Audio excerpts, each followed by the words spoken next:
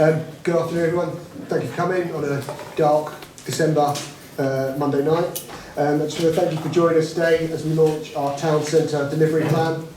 For those that don't know me, I'm Cllr James Taylor and I'm the portfolio holder for Regeneration and Inclusive Growth at Luton Council. It's wonderful to be here today.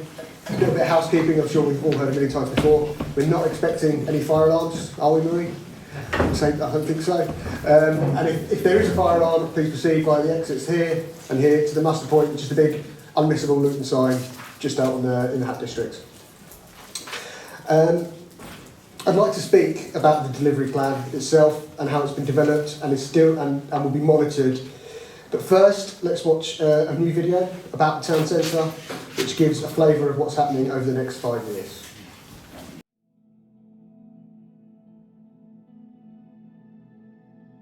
This is an exciting moment where our heritage meets our future, and Luton stands ready to evolve and grow. For generations, we have built, created and imagined. We are a town with pride, resilience and ambition. Now, we're building again. Luton Town's 25,000 capacity stadium at Power Court brings transformational change to the very heart of our town. Over the next 5 years, we will see the town centre transformed and revitalised with £1.7 billion of investment. Our town centre will become a place for everyone, a home for new businesses, a hub for education, culture and creativity, a place where communities can come together. Visitors will enjoy coming to our town centre as Luton becomes a real destination. New homes will emerge, opportunities will arise. Streets and squares will inspire and welcome. This is more than regeneration, it is transformation. This isn't just about buildings and investment, it's about people. In partnership, we will place healthcare infrastructure at the heart of the community. Families will build their futures, entrepreneurs will grow their ideas, students and young people will find opportunity. The Luton Town Centre of the future will be greener, cleaner and more connected than ever before. With sustainable design, smarter transport and safer public spaces shaped for health, well-being and opportunity.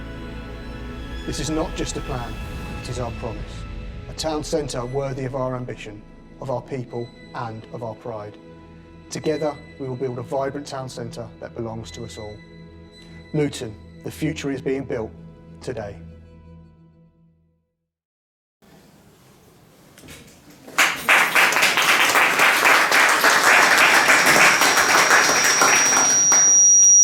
Big thank you to everyone involved in helping put that together, and Gavin and the team at Clearhead for producing it. A fantastic video, as we can all see. As we can see, there's a lot happening and much to be excited about in the town centre. In 2021, the master plan was published with the aim to make the town centre safer and more welcoming, establish better connections, re-stitch the town centre into the surrounding area, bring more economic diversity, create new green spaces and open up the River Lee. Since then, the town centre transformation is well underway. We have been working with partners to enhance and transform existing areas, and we've unveiled 4 stunning public art pieces which have transformed ordinary spaces into vibrant and engaging environments. We secured government funding to deliver the town centre partnerships for people and place, which included the transformation of the town centre, included the formation of the town centre strategic board, members of which have become a key part in the process of compiling the delivery plan. We set up the Town Centre Task Force, working with partners to deal with those difficult issues in the town centre that are negatively impacting people's views of Luton. This group meets every month to discuss and monitor safety, crime statistics, rough sleeping and on-street crime. Many of the members are here today, so thank you for your work on that. Members of the task force worked on a recent day of action with Bedfordshire Police, which saw 24 illegal e-scooters and e-bikes seized and their owners fined. In phase 1 of opening up the River Lee, we have opened the award-winning Pocket Park, Hat Gardens, which is a host to wonderful events and also provides a quiet waterside haven every day. Open Lee phase 2 is still to come, and we'll hear a bit more about that later. And we have presented fantastic programmes of events to further enhance our public spaces. Everything from yoga and fitness to film screenings, live music and storytelling. The 6-week summer holiday programme saw 28 events taking place in the town centre, and in September this year, as we saw in the video, we held 2 live music events, free to all, in our stunning outdoor spaces at Market Hill and Hat District. In this festive season, we've had events every weekend in the town centre, and there's still time to join. You can join us to sing carols on Saturdays at George's Square with a lovely giant snow globe, which is very selfie friendly, I'm told. So what's next? We all know work will begin on our flagship mixed-use development, The Stage, just outside, next month, and Luton Town FC, moving into the 25,000 capacity power court, will continue the revitalisation that will ensure the town centre can capitalise on. A total of £1.7 billion of planned investment, and the town centre delivery plan itself sets out the 41 actions that show how we can create a vibrant, sustainable and welcoming town centre where residents and visitors alike can feel proud to live, work, study and play. The plan will ensure that all Luton residents and visitors benefit from that investment and ensure we can work towards the Luton 2040 vision that everyone can thrive and no one has to live in poverty. The delivery plan is a result of 20 or so partner meetings and workshops that took place in the early months of this year, and these meetings brought partners together with us and with each other to look at existing plans, shape new ones and find ways to work together. All the actions in the plan are either from these workshops or they originated in the master plan. These actions range in scale and scope, from the bold and ambitious to the low-key yet essential. There are a high-level framework of key projects and interventions that will deliver a thriving town centre. Some examples include special Meet the Buyer events, which we held for local businesses to engage with developers working in the town. And this is an example of where partnership working can really benefit Luton businesses. We will work with the developers building on our flagship sites at Power Court and The Stage and endeavour to keep those local opportunities coming. A coordinated and planned events programme which enlivens spaces and diversifies the core town centre offer. An example of something we do in partnership and we will continue to do so. And next year, to celebrate 150 years of borough status, there will be at least 150 events across the town. And not just the town centre. And finally, upgrade to Luton train station with a new bridge and lift to make access easier for everyone. And we know this is sorely needed and long been asked for. So we're pleased that phase 1 of the project will begin in January next year, but we are viewing it very much as phase 1 of the development. We want to see a full redevelopment of Luton train station as well to go alongside that. And that will help us deliver economic growth, maximise the opportunities afforded by Power Court, airport expansion and Universal Studios. The delivery plan will be monitored quarterly with council officers checking progress and reporting to the Town Centre Strategic Board, and they will check that the actions are on track and see what progress is being made, or what phase of delivery they're in. Some of these actions are still conceptual and need funding, or have other dependencies, and we can check on these and lead with partners and see what is possible for next steps. Town centres are changing, and Luton Town Centre will change. The current vision is probably one that was dreamed up in the 60s, which saw a future dominated by retail and car. Whilst they are important now, it is up to us to envision what the town centre needs to look like in the next 60 years and what we need to do to deliver it. It will be a town centre where more people live, where people will come far and wide to watch Luton eke out another point or maybe win the odd game now and then, where people will come to check out the latest up-and-coming band on stage or fresh new comedians, a place where people will come to spend quality time before heading off on their holiday, pampering themselves at a freshly renovated Luton Hoo, or enjoying themselves at Universal, including those who need to use a wheelchair or buggy as well, with improved connectivity at the station, where culture, heritage and creativity meet and the ideas of the future are born. A place where the whole world is within reach and a place that represents all our communities and caters to their interests. The town centre is the beating heart of our town and it has its challenges, but working together with our partners, we can deliver a town centre we need for the 21st century. And to those who are cynical, I would say, what was the last thing that cynicism built? Come with us on this journey and be part of delivering the town centre you're proud of and build a platform for the future. Thank you.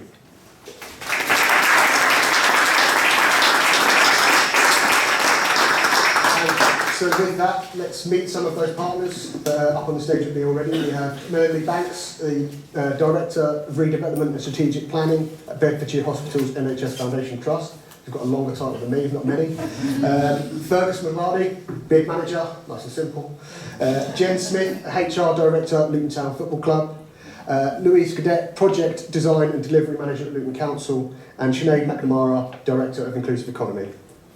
So we're just going to hear a bit more from each of them now, so I can invite Melanie up first, please.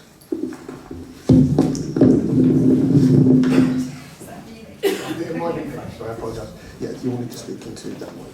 Great, thank you. Good afternoon, everyone. It's an absolute pleasure to be here with you this afternoon. So I'm Melanie Banks, with a very silly job title, but effectively I lead on major capital projects for the NHS in Bedfordshire, so at the Luton Dunstable and at Bedfordshire Hospital. Turn the mic towards you. Towards me. That's better. I also lead on partnerships. So I think I've got 2 or 3 minutes to talk to you, and I guess just sort of quite succinctly, we know that access to healthcare is challenged within our communities and nationally. We also know that health and prosperity go hand in hand. We can't fix health deprivation and the health problem unless we address opportunities for economic prosperity. We have an opportunity currently working with our partners at Bedfordshire University to design and build a community diagnostic hub. And that is what we're planning to do on the campus, just probably half a mile that way.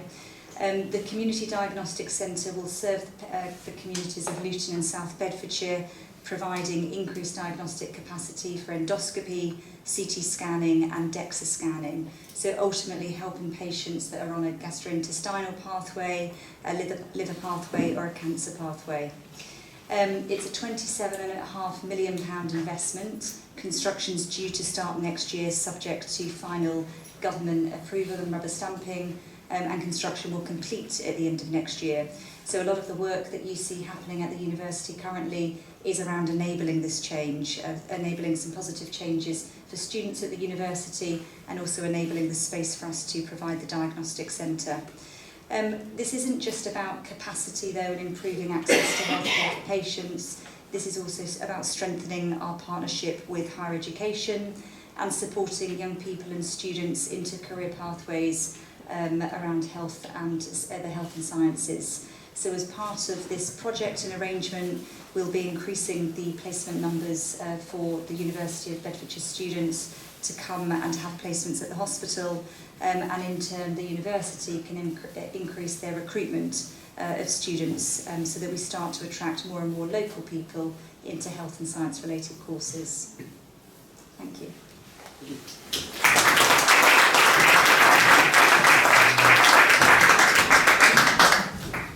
I'll very briefly return just to welcome up Fergus McLardy from Luton.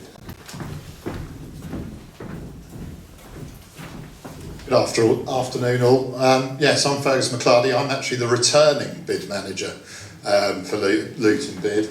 I did the job previously for 5 years and I'm currently back covering for Julia on maternity leave.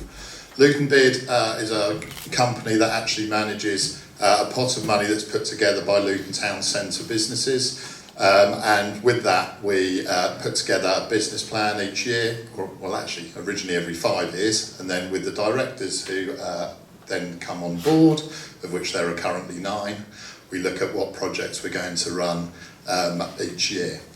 Niall, if you go one on for me. So to give you a little bit of an idea of some of the things that we do and some of the things that we'll be continuing to do. First of all, Town Centre Safety. We have 2 ambassadors who work with businesses, but they also address some of the antisocial behaviour aspects along with the police and the net team in the town centre.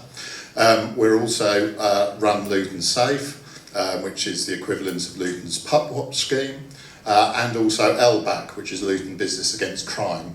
Luton Business Against Crime runs a radio scheme and also a disc scheme as well, which ultimately allows businesses to put on low-level crime and antisocial behaviour, and that then gets sent over to the police and the net team to see where the key issues are and what areas they're in. We also take part in days of action with the police and the net team. We do a lot of work together, and they're all linked together as well by the LBAC radio, which we manage. Now, next one, please. You're probably aware of some of our events, and without wishing to correct Councillor Taylor, the event on Saturday is on Market Hill, not in St George's Square, so if you're coming, please come to Market Hill. But as you can see from the pictures, we've done a lot of events this year.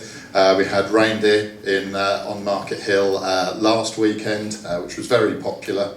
We also have a parklet, which we have in the summer, and we run various events out of that with lots of family engagement.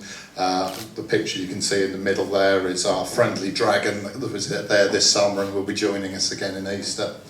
And lots of other things, including the visit of Paddington Bear, which is on the right hand side, who came at Christmas, although he got very, very wet. Next one now, please. We do lots of lighting and brightening as well, and cleaning. So the main things around that are, you've probably seen the 2 Christmas trees, one in St George's Square and one in Market Hill, which I have to say are probably the best ones that we've ever had. We also do work around Diwali and Ramadan as well. This year you may also have seen our poppies, which are up and down at George Street and Market Hill. We also do all the flowers for the town centre and have done for many years. Next one. And one of the things that we probably do that lots of people don't necessarily see is the work around promotion and perception. Or you here might not see. We go out across a much wider audience in order to try and show what Luton's got. So a couple of examples recently been Small Business Saturday, where we had a lot of businesses came to us and we went out and promoted them. We worked with Councillor Taylor and also Rachel Hopkins MP to do that, and that was all joined up together. We also do mystery shopping, so we have 60 businesses that took part this year, and then we promote those that get excellent scores, which by the way is most of them, and the scores in Luton are nearly always one of the highest. And that is about it for me at the moment, but there is lots and lots of other things we do. Please do come and speak to us, and when I say us, most of the directors are actually here in the room as well, so if they'd like to put their hands up, please feel free to speak to them as well. Thank you very much.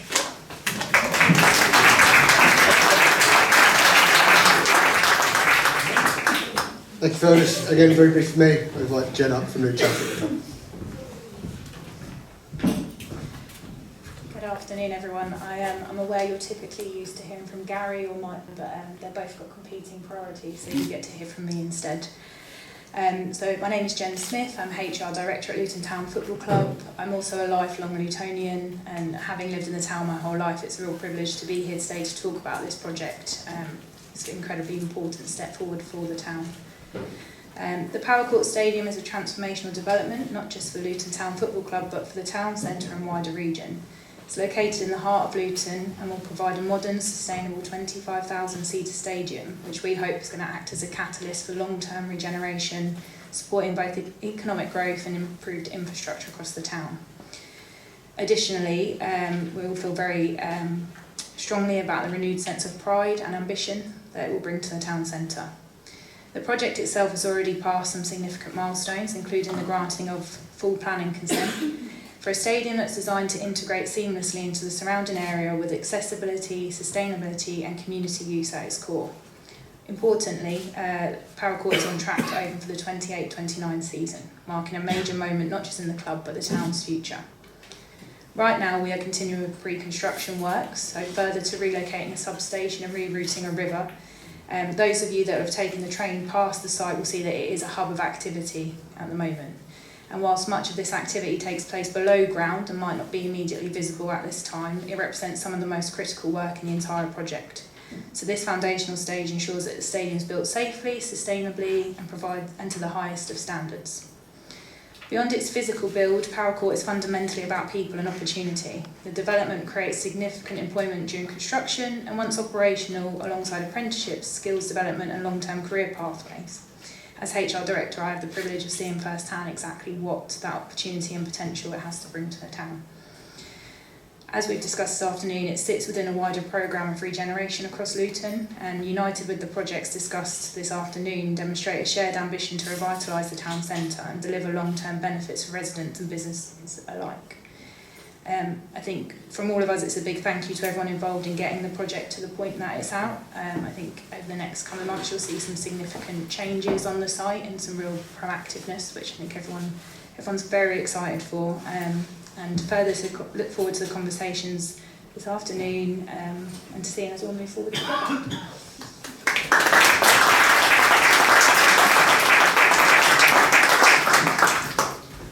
Thank you, Jen. And now we're going to hear from Louis, who's going to talk about some of those projects that we'll see transform our town centre as well.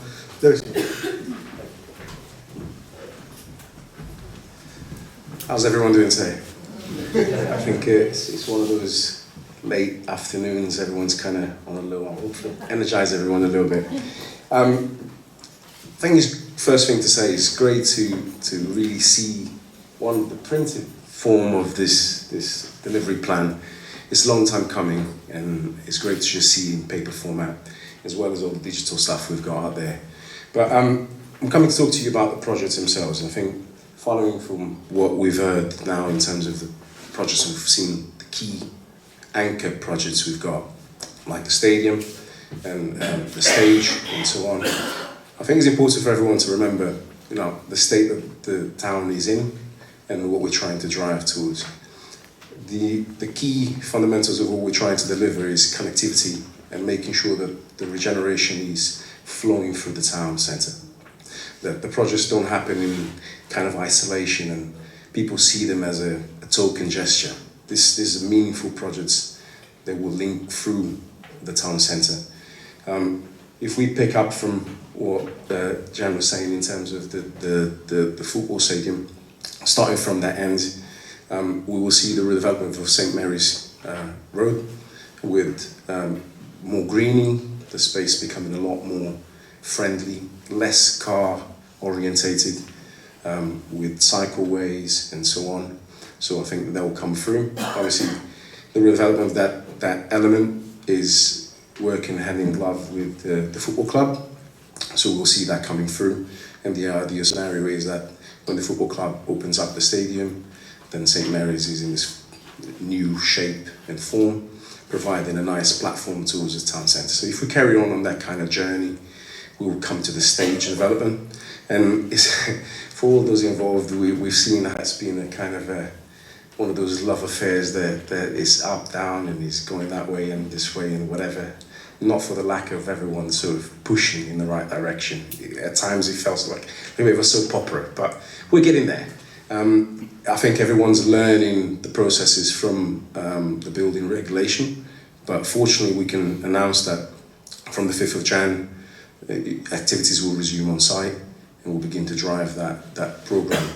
The stage will be a critical project for the town centre, delivering 292 flats in there, houses for people, much needed in Luton. Event space, offices and other activity spaces in there, as well as a lovely public ground as well. So the key drive here is regenerating the spaces with anchor projects to drive it. So the stage, I think, could be crucial in that development, making sure that connectivity with the station as well. When the station becomes a regeneration of that come through, we'll have already the stage there to link through that public ground as well, and then it will be seamless coming through to obviously here where we are today, the Hat Factory, and connecting that through. So there are plans further down in terms of pedestrianising the rest of Bute Street, further down towards the Luton Point. And I think that will be crucial as well, because there is a project coming on the corner, well, effectively where you've got the Hoard in our lovely Pocket Park at the moment. So it'll be a mixed-use development in there. So pedestrianising that area there helps, businesses sprawl out a little bit, and less car-driven, so that people can actually walk in there safely, come all the way up here, enjoy the culture that this side of town can offer. And talking about the Pocket Park I think is a good time to remind everyone that the next phase of what the River Lee that we are tackling at the moment. So the first phase, obviously, as Cllr Taylor mentioned, we saw that beautiful park being constructed. The next phase is circa £13 million worth of works. Now, the key driver is obviously flood mitigation, because we all know that the River Lee flows through the town, but is culverted and falls in a lot of spaces, so it's all underground, and that comes with its own problems. So the key driver for that project is to really make it safe for the town. We all know climate change is a real thing, despite what some people may say. We know it is, and with that in mind, there are risks associated with that. So the project is to do that. But the opportunity presented itself to create additional spaces like the one we've created in the first phase. So the areas we are currently earmarking for additional public spaces are the area by the Galaxy. So already there's a portion of the river that is open to air, but is to make that a public space again, another pocket park, because we recognise that Lutonians won't spend time in Luton. Not only Lutonians, obviously other people. Hopefully everyone's welcome. Everyone can come from everywhere and enjoy that. But I think that we've got concepts in there, and we're just waiting for the funding from the Environmental Agency to be confirmed, and then those concepts will be shared publicly with everyone else, and they'll begin to drive that process. The other space is the gap between the library and the hotel. So again, another park there. So fairly small park, but again, connecting things through, because we recognise that the square has some uses and people like it, some people don't like it so much, and so on. But hopefully with that space to activate it and link it through, we'll provide another focal point to the town.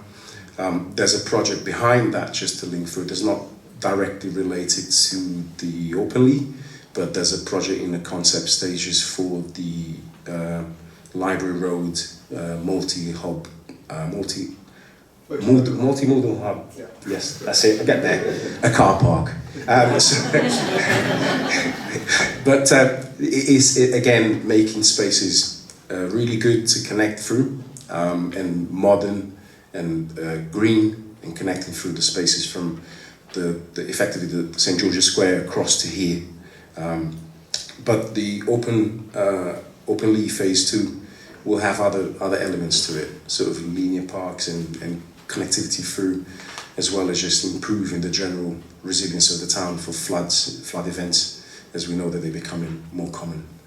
On other projects, if we keep going into the town centre, we've got a long list of plans we will bring forward, including the St George's Square and so on, but they're a bit further in the future. I want to talk about the ones that are more current now, like they're going to happen very soon. George Street, from the bollards that we've got in there, the automated up and down bollards, they seem to be always down, not up, but that's a different matter. From that space there, all the way to Market Hill, and the other bollards on the other side, all that space in terms of and Park Lee, all the way to the bus stops, effectively when you're facing the university. That's part of a project that is coming to, is going to go to the market at the beginning of the year, and we will see that we will engage with businesses through Fergus and the rest of the team to make sure that we've got that fine-tuned, because we've got a series of events, next year, so we don't want to disrupt that. But the idea is next year that change will begin to come through for George Street, and it will be a drastic change. We are, changing the way that George Street works, because we don't think it's really conducive for what the high street needs to be in the future. Creating more space for people, to kind of sit and enjoy spaces. It's less car driven, less sort of dead spaces with nothing in there. Again, changing the way the greenery looks, the space feels. We've taken advice from a lot of colleagues and other practitioners, public health, and everyone else in terms of what that concept looks like.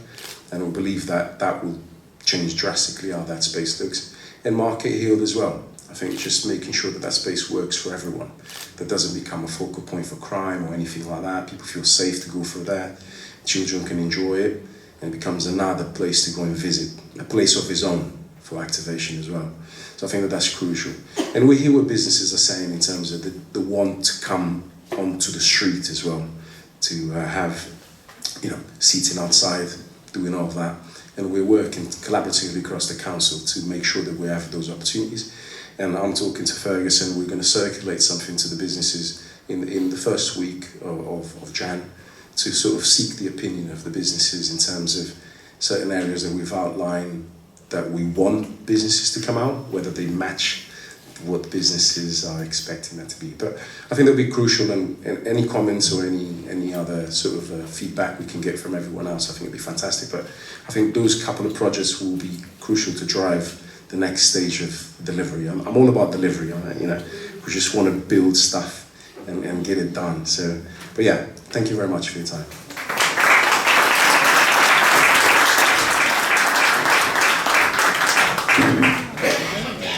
Thanks, and finally, last by no means least, Sinead, we'll hear about Luton 150. Thank you.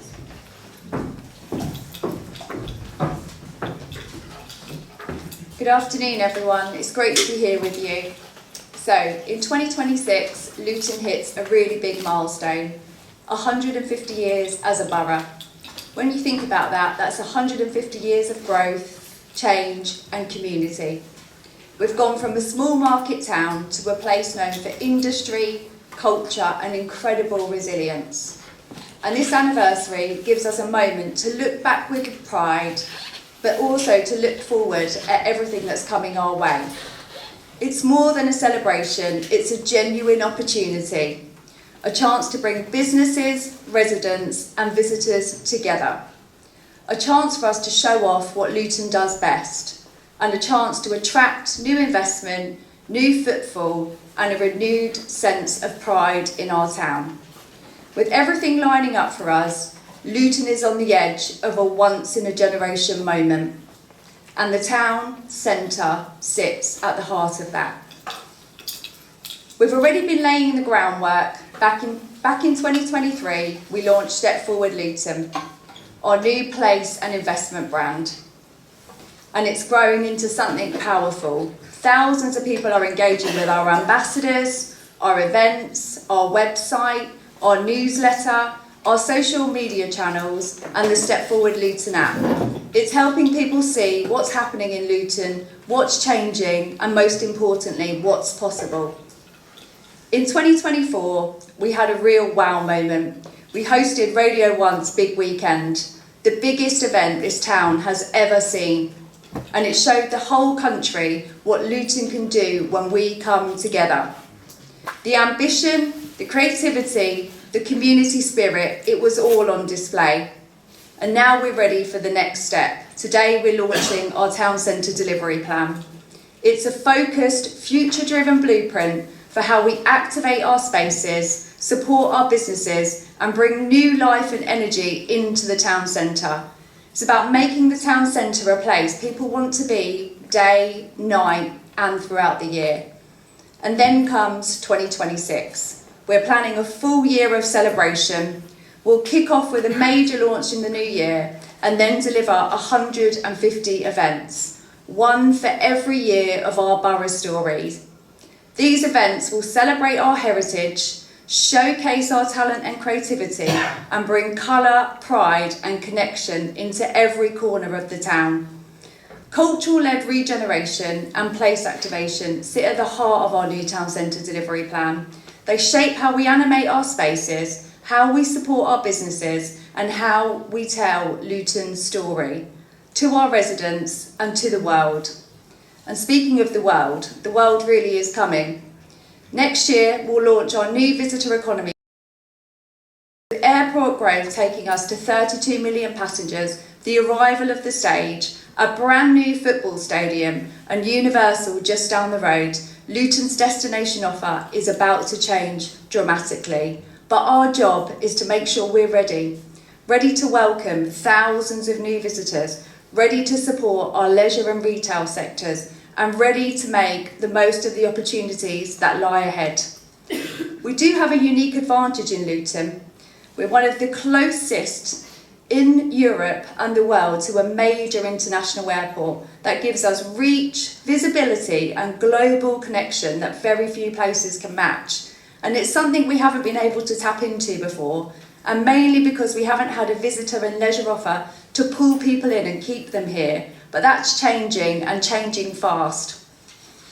So as we step into our 150th year as a borough, let's step forward together. Let's celebrate where we've come from, embrace where we are now, and shape a future that reflects the very best of who we are.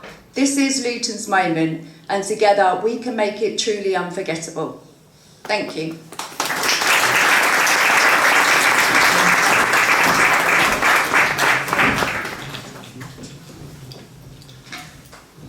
Thanks, Sinead. All looking very positive and exciting. Going to open it out now. We'll have a few questions from yourselves if you have any. Niall will be coming around with a microphone. So I've got just some at the back there. So you need to grab one of these. All right.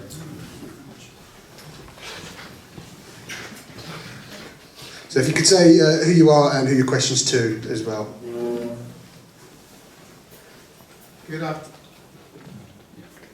Good afternoon. Can you all hear me okay? Yep. I'm Montel, Vice Chair of Step for Luton and Managing Director of Attentive Social Enterprise. First of all, thank you all, everyone, for your presentations. It does look very exciting for Luton, both in terms of the redevelopment and also Luton 150.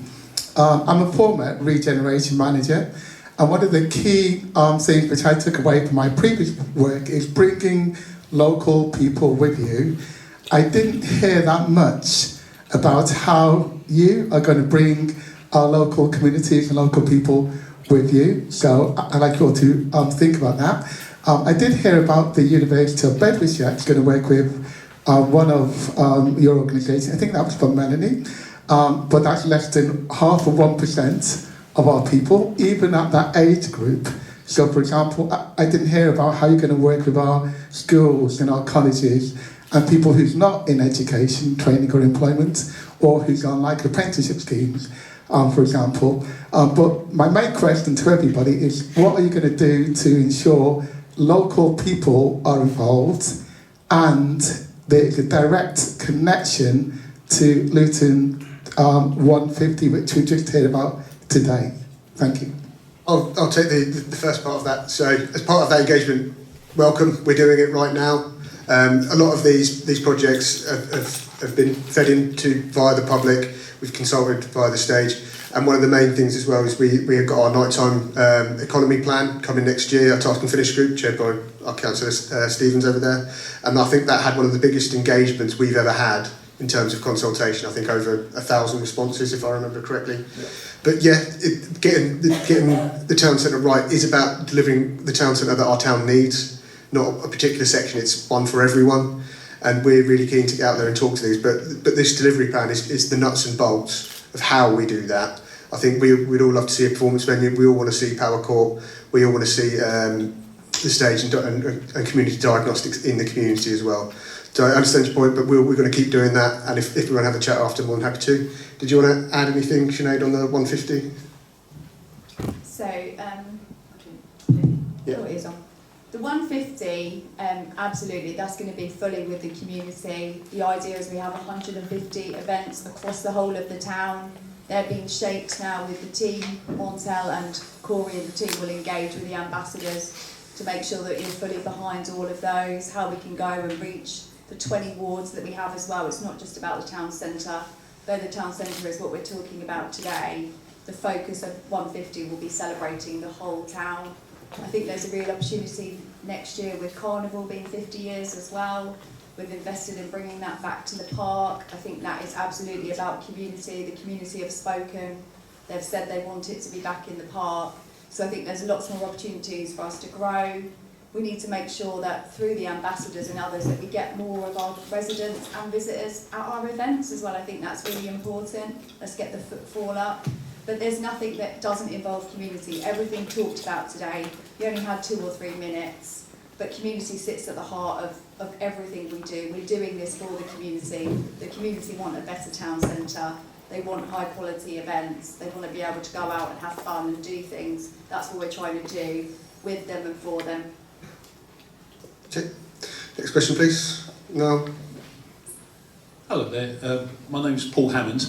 I'd just like to ask Sinead to say about the stage, about the nature of the performances and the type of entertainment that's going to be there, and whether the design is going to be fit for purpose to reach that exciting prospect before us. I'm going to pass it over to Lewis, who's been sort of more leading on this. Sure. Yeah, you're good. Isn't it? Hello? Yeah.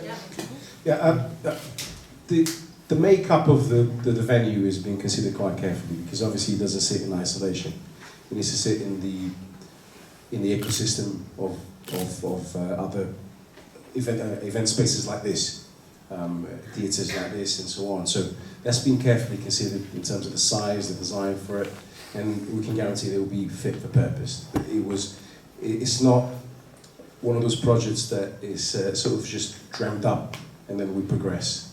It's been carefully looked at with Marie and other people that know the industry quite well as independent advice in terms of where that sits, one, commercially, and where that sits in terms of the creativity and bringing through, so that I guess we're promoting events at every single stage and where people need it to be.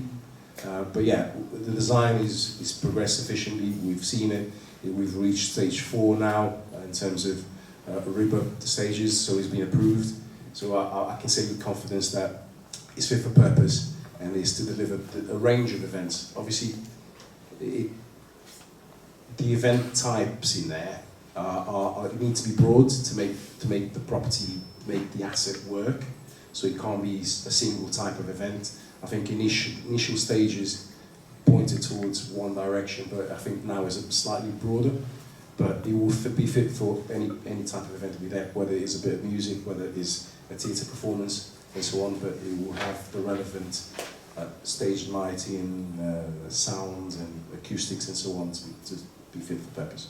I think you said that the initial consultation strongly came down in favour of a music venue, and but will the consultations with the creative community continue so that they are able to just shape it as they've done in the past?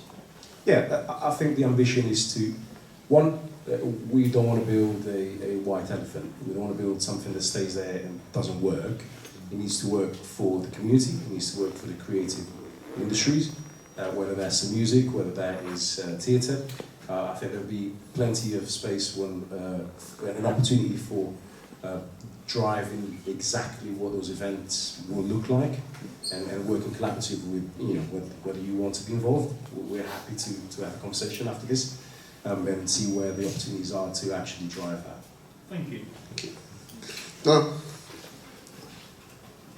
Hi, I'm Laura Conda, I'm a journalist, by the way. So yeah, I wanted to ask what is actually going to be done to combat the negative press, not just the press in the newspapers and on TV, but on YouTube as well. There's yet another video today showing Luton in a negative light, Luton Town Centre particularly, and we see it time and time again. Our town is used for clickbait, drug dealing in town centre, drug taking, homelessness. What is Luton Borough Council actually going to do to combat that negative light on Luton Town Centre and encourage people to come in?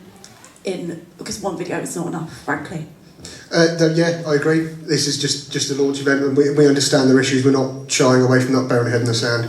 We know there are problems, but we also, that's why we set up the task force to try and tackle those issues and those problems. We meet and discuss particular areas of intervention where we need to take. Many of those partners are here today, but we also know that we're not just going to enforce our way out of those problems. There needs to be a deeper understanding of what the issues are, what's causing them, and how we can drive them out. But one of the key ways we can do that as well is to get people into the town centre, and by putting on those family-friendly events where we're starting to see a real turnaround in people actually saying, "Oh, the town centre, I've heard about it. I've seen it on YouTube by people just looking for clickbait."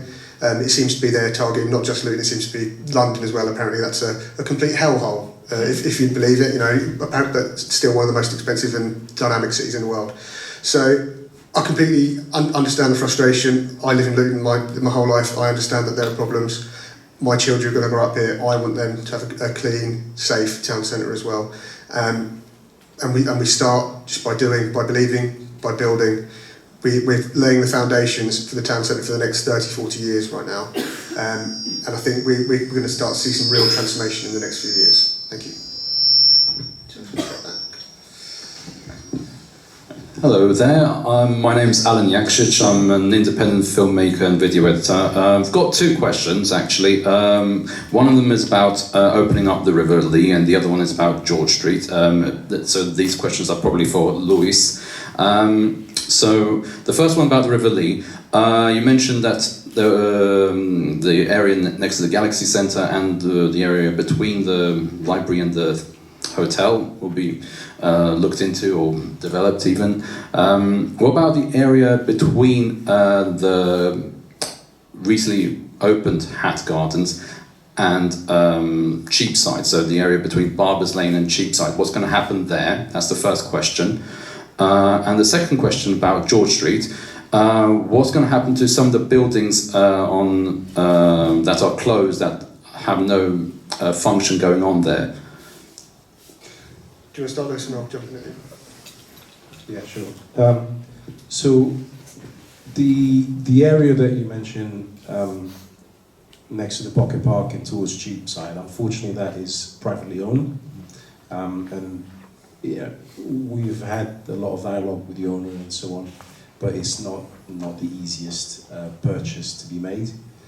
So unfortunately we had to leave that out of our current plans. But it's not to say that in the future we don't explore that, but it's just not viable in the current time frame for funding.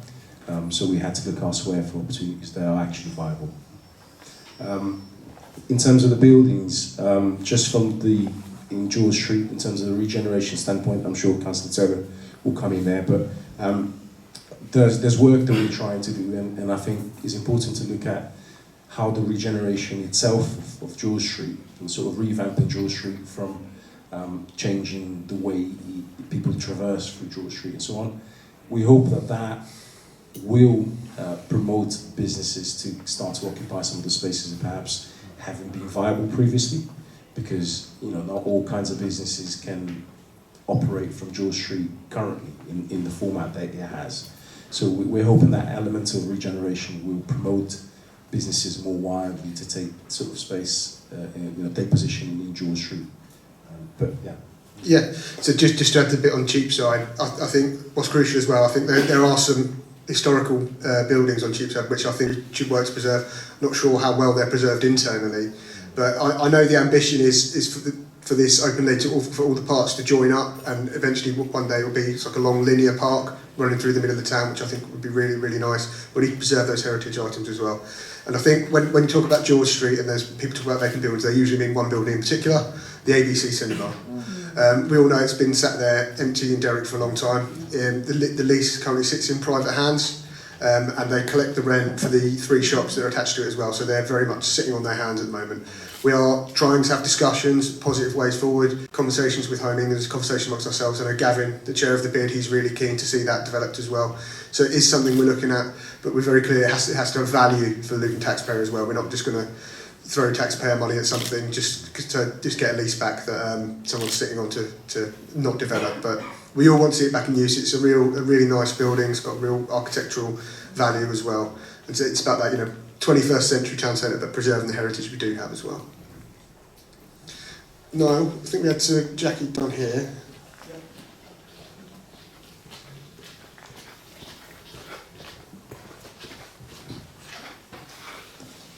Hi, I'm Councillor Burnett. Really glad to see the presentation.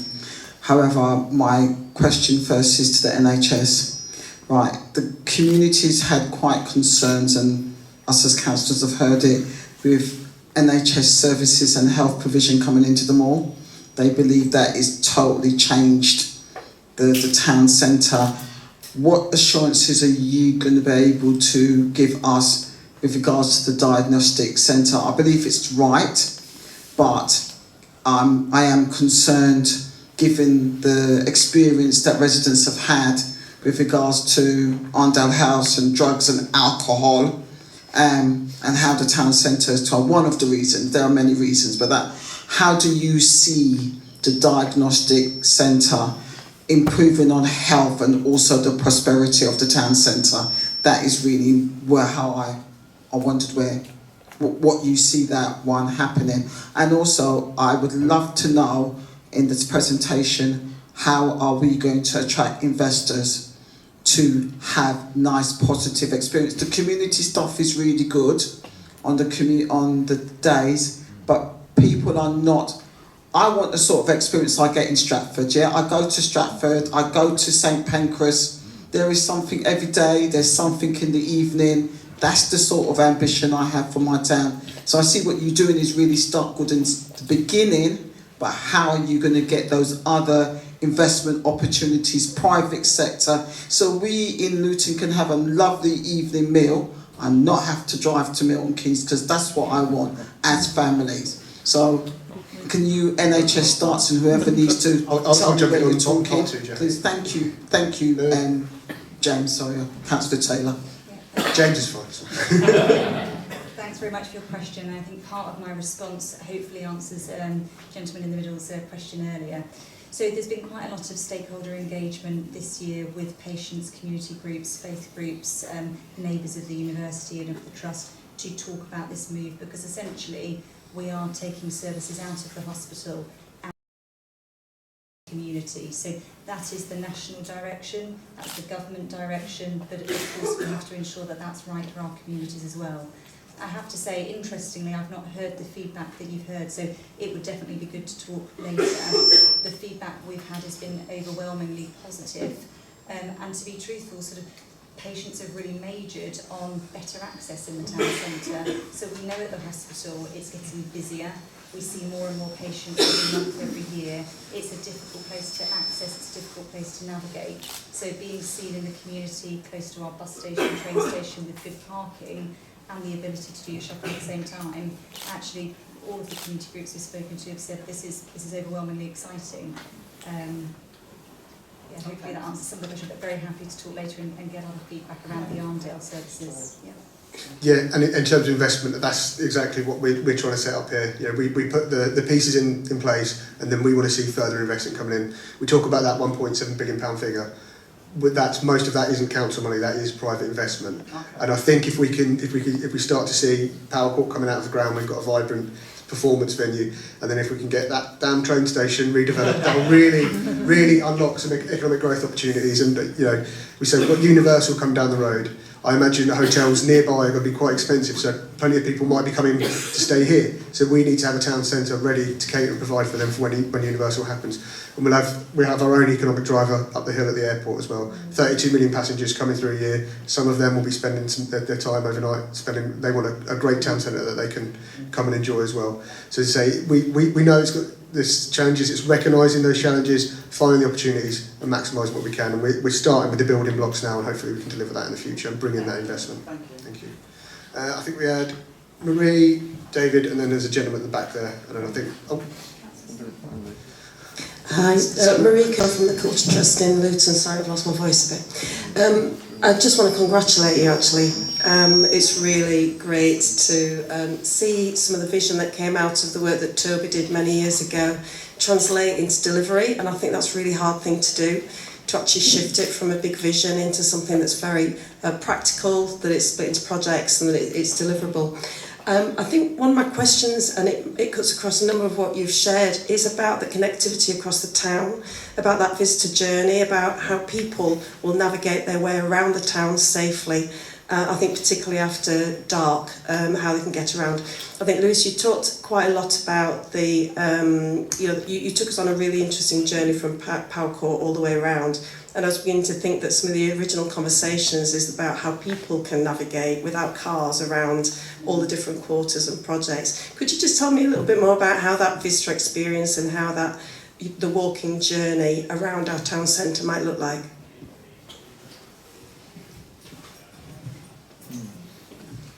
Sure, yeah. So,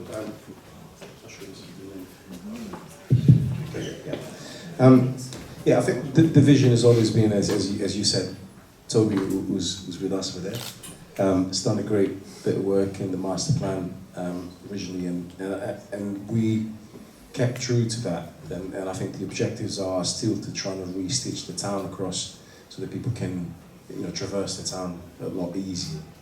But the realities are that we have a big commercial space in the Luton Point across the space there, and that doesn't always lend itself for people to kind of navigate that in the most direct route. So what we're trying to do is to improve the areas around the spaces. So providing, if we look at the station as a focal point where people will come through, to be able to walk around, because currently if you try to walk from here where we are into, say, the town hall, it's a bit difficult, especially at night. You have to go through the car park there.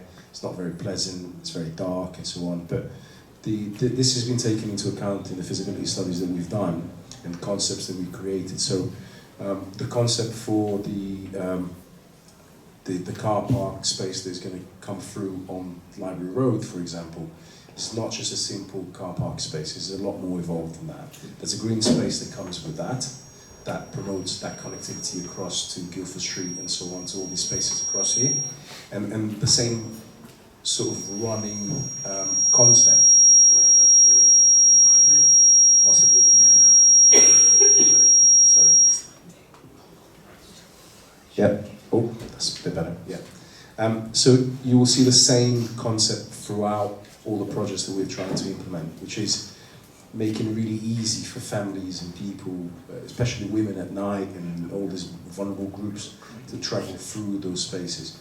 We picture as people being able to travel from the station, go for a drink, a meal in George Street, or all the way up Market Hill and those spaces there, and have a choice of either going around, say, the right-hand side, coming through St. Mary's and back around through the stage and onto the station, or to come back through George Street, through the meeting point, or back around through the square and around that side there. But it will all be easily accessible, well lit, and it will be designed for people. So I think that we're trying to, where we have constraints currently, in terms of being able to physically re-stitch the town across, to create spaces where people feel safe and can navigate through any point of the day. And I think a really important part of that is what was currently the Library Road car park really does feel like it divides those two bits of town. Yeah. And if half of it will probably be the new Carc multi-storey, then the other half will be sort of this nice sort of landscaped feature that will more easily flow those two bits of town centre together. And the challenge does remain around, having Luton Point, the mall, the Arndale, whatever Mr. Ashley's going to call it this week, Roy. But that does have a physical barrier, and that was a decision that I was talking about. It was taken a long time ago. But the reality is, it is there. It does need to be focused in around the town. It has to be embedded in, and we have to work with it. I know the people that run and manage the mall, they're very accommodating and want to help out whichever way they can. So we look forward to keeping that partnership going in the future. Okay, so we'll go with David, or Abbas, did you have one, sorry? Please, I've got Yes. Hi, my name is Abbas Shafi. My family own a few properties on Manchester Street, and this is not a direct answer to what you raised earlier, but we're in the process of trying to build a food court, outdoor food court on Manchester Street, where you'll have different cuisines, Lebanese, I'm afraid chicken and chips, Greek, Italian, all sorts of things there. And basically the idea is for people to sit outside, there'll be QR codes there, and then you order the food from each of the different 7 restaurants, and then waiters will bring the food out to you and you will pay using your phone. However, at the upper floors will be a hotel running along majority of Manchester Street. But I've had nothing but barriers, hurdles over 7 years, and if anybody here can possibly help, I'll be most grateful. I know the BID and Councillor have helped immensely in the past, but I'm still not able to get this over the line. So if anybody can help, I'll be most appreciative. Thank you. I think maybe we'll have a conversation after, maybe we'll talk with us and Sinead as well. David, just behind you there. Okay, I'm working around. No, it's fine. Hi. So I've been involved with various volunteering around Hightown, and I have a keen interest in the town centre and its redevelopment. So you've touched on what I would say is the elephant in the room, which is Luton Point, or Fraser plus Luton as it's going to be seen, and Marie did as well in terms of how easy it is to navigate the town centre. Now I know that in the original ideas that Toby Malloy came up with for the town centre, one of them was basically breaking through Luton Point and reconnecting that way, so that Bute Street goes all the way through to George Street, again as it used to. And so I'm asking three things about that huge piece of real estate. One, what's happened with that idea? Two, what's happened with what's happening with the Berlin Wall that we see as we walk down Bute Street and face Luton Point, Fraser plus Luton, whatever, because that's incredibly ugly. It's not invigorating, activating the street at all. And I know there, what the practical reasons are. You've got a service road there and what sort of thing, but there is potential there. And the third thing would be, and I'm sure Mr. Ashley, if he's listening, would be particularly interested in this one, would be the real estate value and the ability to build flats, no doubt, on the property that he owns, which is Luton Point. So three things about Luton Point. I don't know who can answer those questions, but I'd be grateful for any answers. Thank you. Where are we with those things? So that would be what I'd like to see as well. I'd like to see that opened up and sort of reconnected. But we have to work in the constraints that we have. That would be a very costly proposition. They have a strong lease. They have a lot of years left on it. We have worked with them well to get Library Road car park back. But it'd be a conversation that we need to have. We've had initial conversations with Fraser Plus about the future of Luton Town Centre, but at the moment, as a shopping centre, it's actually doing a lot better than a lot of shopping centres around. The footfall's quite good, the take they have. But I understand the frustrations, but this is about what we can deliver in the here and now. This is sort of the next 5 years. I agree, we should have that ambition there. Certainly, we've seen some of the areas enlivened with public art. Art can divide. Not everyone loves every piece that goes up. I happen to like the new one that's on the side of Luton Point, but we can certainly look at developing new ones as well. I think there's the place to talk about. I think is this the one where the COVID era artwork. It's more about the ground floor and retail, turning that into retail, for example. Okay. I'm sort of with you. It's not something that I've discussed in detail today, and I forget the last part. Sorry. Flats or other accommodation. So they real estate that is Luton Point. So they only have a lease. They do not have the freehold. The freehold still sits with the council. So they couldn't just go ahead and build something on there without us saying they could. And I'd say it's quite unlikely at the moment. I don't think Roy's got any plans to do that for you. I know you're heading off into the sunset soon.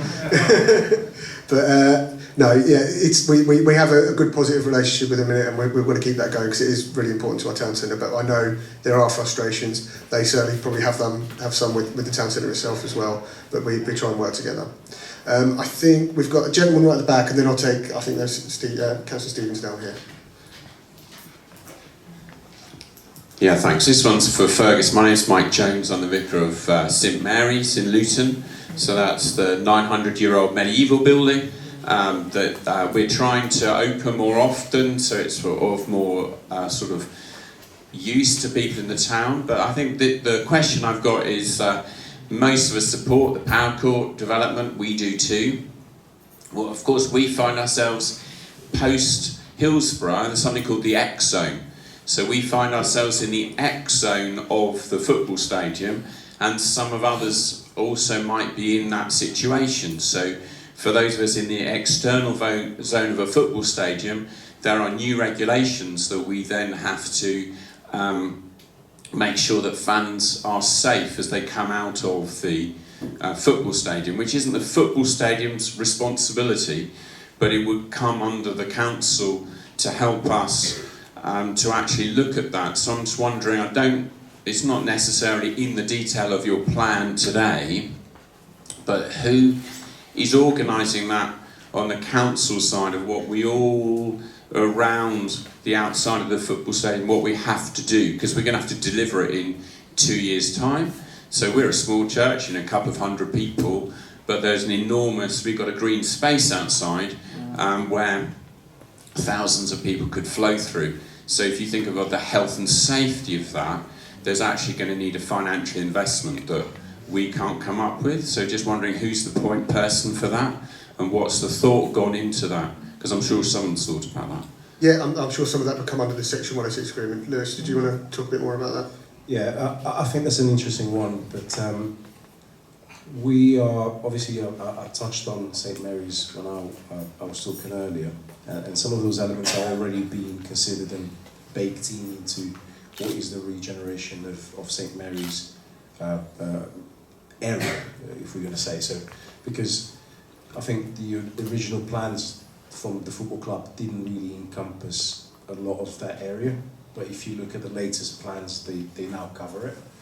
So it's evolving, but I'm happy for some of those inquiries to come through myself. That's not a problem at all.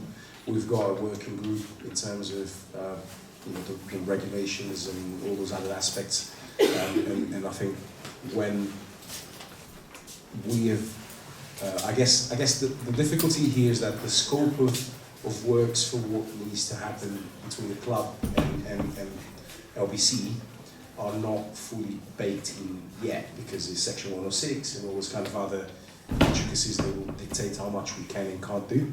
And then from then we will know what will fall effectively onto businesses. But the expectation is that we will try through the design of the road, as well as the operational elements that we put in as a requirement for the football club to direct the crowd and all those kind of elements, that will mitigate a lot of those things. I appreciate that there are still requirements into businesses. We're not negating that. I think I'm asking a different question, because the LBC have the responsibility to do the green space around St Mary's, but we own that land. So it's not the road, it's actually the St Mary's churchyard that I wouldn't be sure is safe for people, but actually that's maintained by the council. So therefore it's not just the Section 106 road. I'm just noticing that there are other spaces that have to be safe. No, I appreciate that. So between myself, my colleague Tony Ireland, and a few other people in the council, we are looking at the whole area of St Mary's as from the roundabout, even before the roundabout, towards the town centre and the various outputs in there and what those requirements are. But so we'd appreciate that conversation. Yeah, perhaps we'll catch offline and progress that. I think we can push that a bit further later today. That'd be great. I think there are some questions down here. Niall, I think Councillor Stevens.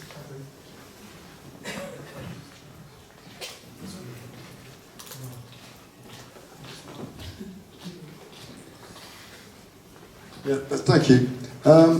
I want to come back to the diagnostic centre, if I could.